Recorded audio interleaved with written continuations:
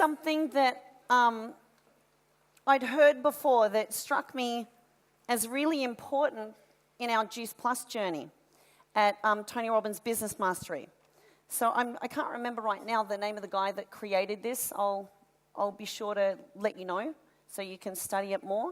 But he really talks about business stages like in an arc. And I like to, there were so many parents in here, so many of us can relate, and we've either been an infant, a toddler, a teenager, an adult at some stage of our life. So we liken the journey. Remember at the start I said we want to anticipate, leaders anticipate. And more than ever, life is changing so fast and business is changing fast. And those that are going to have the edge are those that are anticipating 6 and 12 months ahead. So the purpose of the next two panels is really to bring to life what we need to be aware of and anticipate, and what we need to be really beware of, to not do, to fall danger to, okay? So let's look at it. We all start out as infants. And babies, other than looking gorgeous, are pretty useless. Would you agree? Just like a brand new distributor. We love them, but they're completely useless, and that's okay, because we say to them, you don't need to know anything. We're going to teach you everything that you need to know every step of the way. Then they're resource heavy or non-resource heavy? Need a lot of time, pretty demanding, not much payoff other than a smile? Right, lots of poo in between though, right? So then we get to toddler. Is it a lot of work to raise an infant to a toddler? More demanding, less demanding? Depends. More, right? Because at least they sleep sometimes. They're not talking the whole time. Not at the why. Mum. So at the toddler stage, still resource heavy, still not a huge payoff, cute as hell. Now when they start to walk and they fall, do we say, you're crap, give up? You're never going to get this, kid. Get out of here. What do we do? Any progress whatsoever, even when they start standing up and they start doing the couch thing, we're all just like, ah! So we need to be the same in our business. We need to know that we have infants and toddlers, and we need to be realistic on our expectations for us when we're new. In junior, like you're an infant, it's not even leadership yet. Would you agree? So the first few months, the first year, to be honest, in your business, you're a baby. Be kind to yourself, be kind to your other babies, okay? Then you've got, teenagers.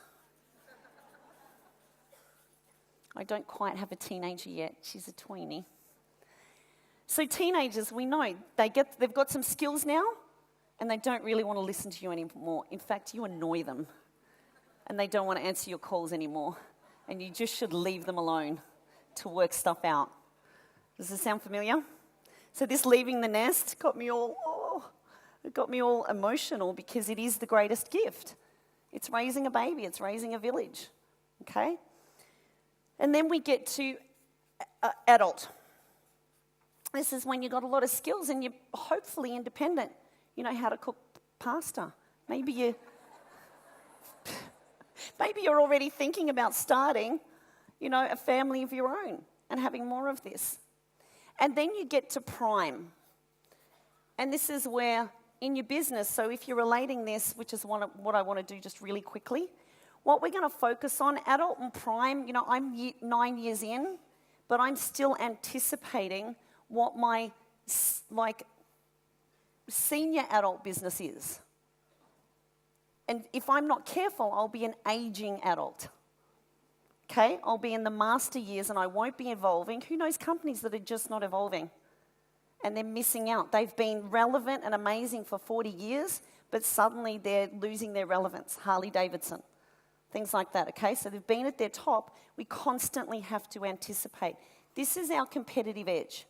So the purpose of the next panel is to really draw out some of the lessons, the roadmap, okay, before we get this gorgeous panel of amazing leaders up. What I want you to do is turn to your little roadmap. You know, I want to make things fun. That's definitely something that I always wanted to bring to this business, because we compete with everyone's time. We compete with everything in their life. So if we are more fun and we add more value, we will have people addicted to us in our culture. Does that make sense? If we give more reward and recognition and acceptance, right, and love and a tribe and connection, people will stay addicted to us, just like Gordon said. So I want you to turn to this fun little page, number 7. You can see I've done a little key there for you. But I want you to take a snapshot of your roadmap right now.